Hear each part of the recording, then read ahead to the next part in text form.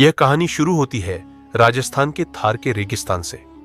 कई सदियों पहले यह एक समृद्ध नगर था, कृष्णपुर। यह नगर अपनी चमत्कारी शक्तियों और संपत्ति के लिए जाना जाता था। यहाँ के राजा विक्रमादित्य बहुत ही विद्वान और तांत्रिक विद्या के झाता थे। कहते हैं कृष्णपुर का हर घर सोने चांदी से सजा था। यहाँ के मंदिरों में देवताओं की सजीव प्रतिमाएं थी। लेकिन इस नगर का एक गहरा रहस्य था, नागमणि। यह नागमणि नगर के मुख्य मंदिर में स्थापित थी।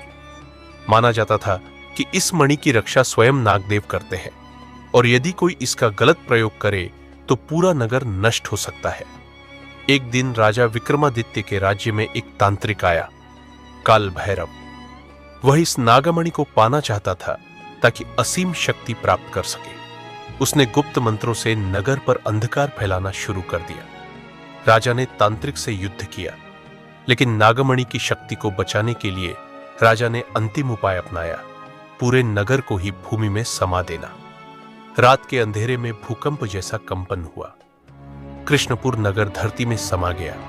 वहां केवल रेगिस्तान रह गया और लोगों की यादों में रह गया एक रहस्यमय किस्सा, कृष्णपुर की गुप्त नगरी। यह कहानी यही खत्म नहीं होती।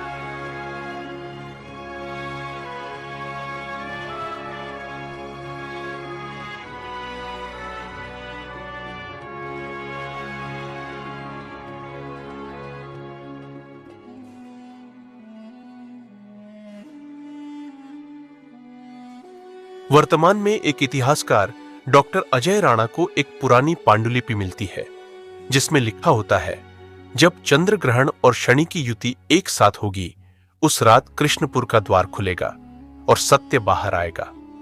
डॉ अजय यह पढ़कर हैरान रह जाता है। वह खुदाई की अनुमति लेता है और अपनी टीम के साथ उस स्थान पर जाता है जहां कृष्णपुर नगर दबा हुआ था। रात को चंद्र ग्रहण लगता है। अजीब हवाएं चलने लगती है। धरती से रहस्यमय प्रकाश निकलता है। अचानक वहां एक गुफा जैसा द्वार बन जाता है। अजय और उसकी टीम अंदर जाते हैं। अंदर सोने की मूर्तियां, रहस्यमय शिलालेख, नागों की प्रतिमाएं और विशाल नागमणि दिखाई देती है। लेकिन वहां एक चेतावनी भी लिखी होती है, लालच विनाश की ओर ले जाता है। सत्य को समझो, चोरी मत करो। अजय सब कुछ देखकर लौट आता है और सरकार को इसकी सूचना देता है। सरकार उस स्थान को सुरक्षित करती है। डॉक्टर अजय की किताब गुप्त नगर कृष्णपुर का रहस्य दुनिया भर में प्रसिद्ध हो जाती है। लेकिन आज भी लोग कहते हैं कृष्णपुर की भूमि में अब भी असीम रहस्य छिपा है। अगर गलत हाथों में गया तो पुनः विनाश निश्चित है। तांत्रिक काल भैरव ने रात के समय काली विद्या का प्रयोग शुरू कर दिया। जैसे ही वह नागमणि तक पहुंचा, मंदिर की मूर्तियां कांपने लगी। आकाश में बिजली गड़गड़ाने लगी। राजा विक्रमादित्य को इसका आभास हो गया। उन्होंने तुरंत नगर के महायोगी अराशी चंद्रकेतु को बुलाया।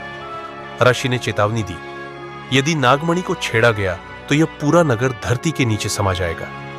लेकिन देर हो चुकी थी। काल भैरव ने मंत्रों से नागमणि को छू लिया।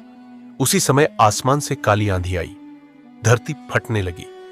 महायोगी ने अंतिम उपाय किया। उन्होंने एक महामंत्र से पूरे कृष्णपुर नगर को समय के भीतर बंद कर दिया। नगर जमीन के अंदर चला गया। लेकिन आज भी वह पूरी तरह नष्ट नहीं हुआ है। वह किसी दिन फिर बाहर आ सकता है।